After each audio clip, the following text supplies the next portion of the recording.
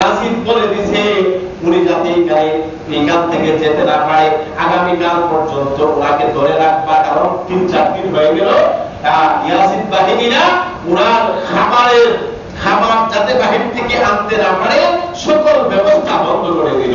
ফুরাত নদীর সকল চতুর্দিক যে দিক থেকে উনি পানি আনবে সকল দিক প্রায় 22,000 সৈন্যবাহিনী। ইয়াসিন বাহিনীর মধ্যে কয় হাজার সৈন্য ছিল? 22,000 সৈন্যবাহিনী। এই 22,000 সৈন্যবাহিনী ওনাকে ঘিরে ধরে রেখেছে।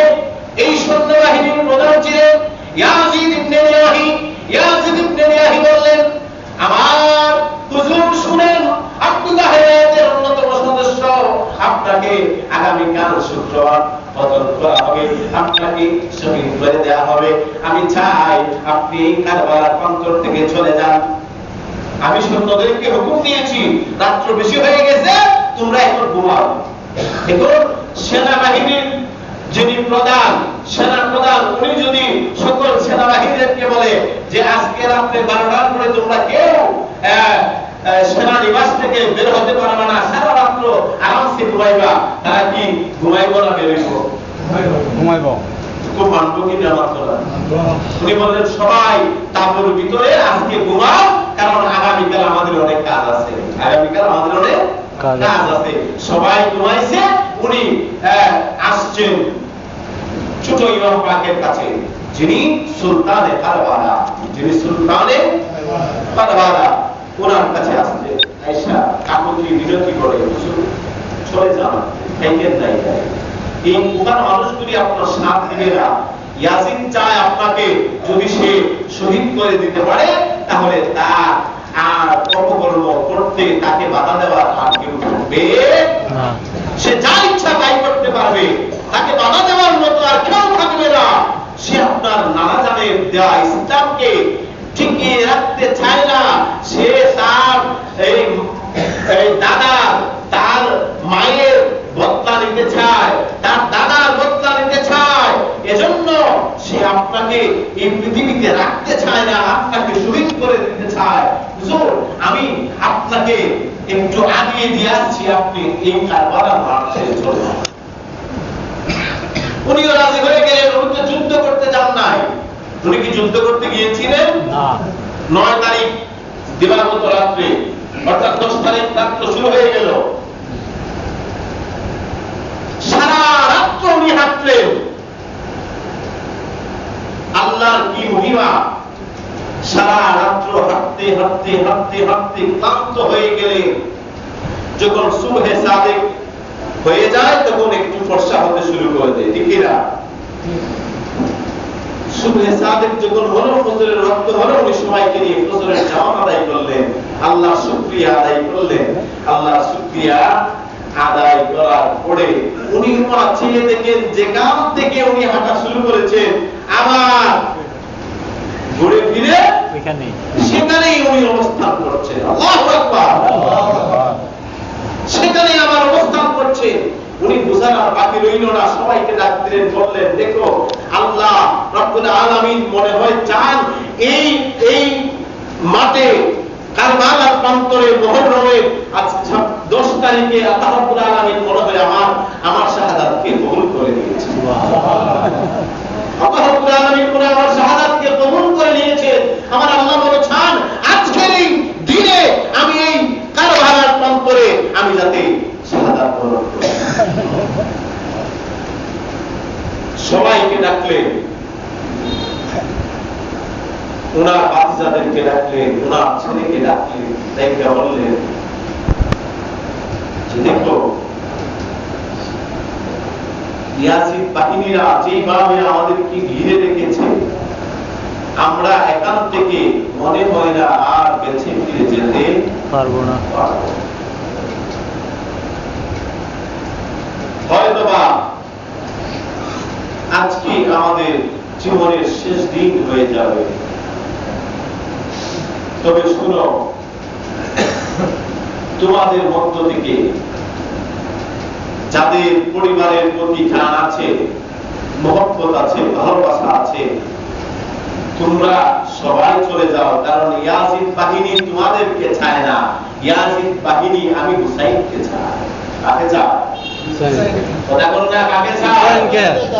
কারণ বাতিলরা সব সময় হকের পক্ষে যারা থাকে, হুসাইন রাদিয়াল্লাহু তাআলা আনহুর জীবন আদর্শকে অনুসরণ করে যারা চলে, তারা তাদেরকে ভয় পায়। পায় কি পায় না? কথা বলুন, পায় কি পায় না? আমার ভাইরা, ইমাম হুসাইন বললেন তারা তো তোমাদেরকে চায় না, তারা আমাকে চায়। আমি তাদেরকে ডেকে বলে দিব তারা যেন তোমাদেরকে ছেড়ে দেয়। আমি হুসাইনের সাথে তারা যা ইচ্ছা তারা তা করুক, আমার কোনো আপত্তি নাই, তারা যেন তোমাদেরকে ছেড়ে দেয়, তোমরা চলে যাও। তারা সবাই ডাক দিয়ে বললেন, হে ইমাম পাক, আজকে আপনার দুর্দিনে আমরা যদি আপনাকে ছেড়ে চলে যাই, হাসরের ময়দানে আল্লাহর দরবারে আমরা কি জবাবদিহিতা করব? আপনার নানা জানের দরবারে আমরা কি জবাবদিহিতা করব? আপনার নানা জান যদি প্রশ্ন করেন, হে আমার সাহাবীরা, হে তাবেঈরা, শুনো, অমুক তোমরা শুনো, তোমাদের সামনে আমার হুসাইনকে তারা কতল করেছিল, তোমরা কায়েরের মতো, তোমরা একদম নির্দয় হয়ে তোমরা নিজের জান বাঁচিয়ে কাপুরুষের মতো তোমরা চলে এসেছিলে আমার হুসাইনকে ফেলে দিয়ে। আজকে আমি নবীর কাছে এসেছো তোমাদেরকে শাফাত করার জন্য, যাও, তোমরা আমার শাফাত পাওয়ার যোগ্য নও। আমরা আপনার নানা জানের দরবারে কি জবাবদিহিতা করব? আপনার নানা জানের শাফাত তো আমরা পাবো না। এই ইমাম হুসাইন, আপনার জান যদি, আপনাকে যদি তারা শহীদ করতে চায়, আপনার আগে আমাদেরকে তারা শহীদ করতে হবে, আমাদেরকে আগে আঘাত করতে হবে, তারপর আপনাকে আঘাত করতে হবে। একে একে ৭১ থেকে ৭২ জন শহীদ হয়ে গেলেন। ইমাম হুসাইন রাদিয়াল্লাহু তাআলা আনহু, আপনারা জানেন ওনার দুধের শিশু নাম কি? আজকে সময় সংকীর্ণ, দুধের শিশু আলী আসগর রাদিয়াল্লাহু তাআলা। শুনেন, যারা নির্দয়, যারা সীমানের মতো, যাদের হৃদয় শক্ত হয়ে গেছে, ইয়াজিদের মতো যাদের হৃদয়টা পাথরের মতো শক্ত হয়ে কাফের হয়ে গেছে, যাদের হৃদয় পাথরের মতো শক্ত হয়ে গেছে, তাদের হৃদয়ে মায়া থাকে না, দয়া থাকে না মানুষের প্রতি, তারা নির্দয় হয়ে যায়। কথা কোন ঠিক না? দুধের শিশু, 6 মাসের শিশু আলী আসগর রাদিয়াল্লাহু তাআলা আনহু, তারা পানি বন্ধ করে দিল, পানি খেতে দেয় না। উনার পানির তৃষ্ণায় 6 মাসের শিশু ইমাম আলী আসগর রাদিয়াল্লাহু তাআলা আনহু উনার মুখ মুবারক থেকে জিহ্বা মুবারকটা বের করে দিয়েছে, শ্বাস বন্ধ হয়ে আসছে। আম্মাজান সাইকিনা দেখে বলেন, দেখেন ভাইজান, দেখেন আপনার সন্তানের কি অবস্থা, আপনার সন্তানের জিহ্বাটা বের করে দিয়েছে,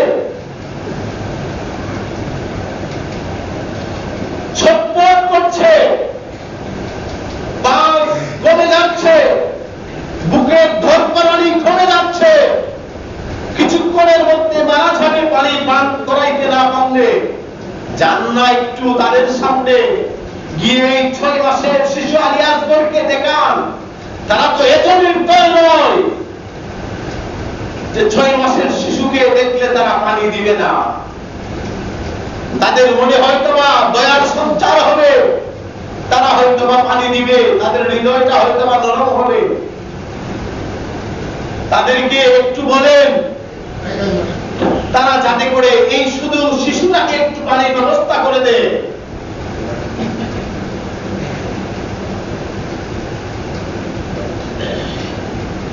এই 6 মাসের শিশু আলী আসগর, ইমাম আলী আসগর রাদিয়াল্লাহু তাআলা আনহুকে নিয়ে যাওয়া হলো তাদের সামনে। তারা এই 6 মাসের শিশু ইমাম আলী আসগর রাদিয়াল্লাহু তাআলা ঢুকে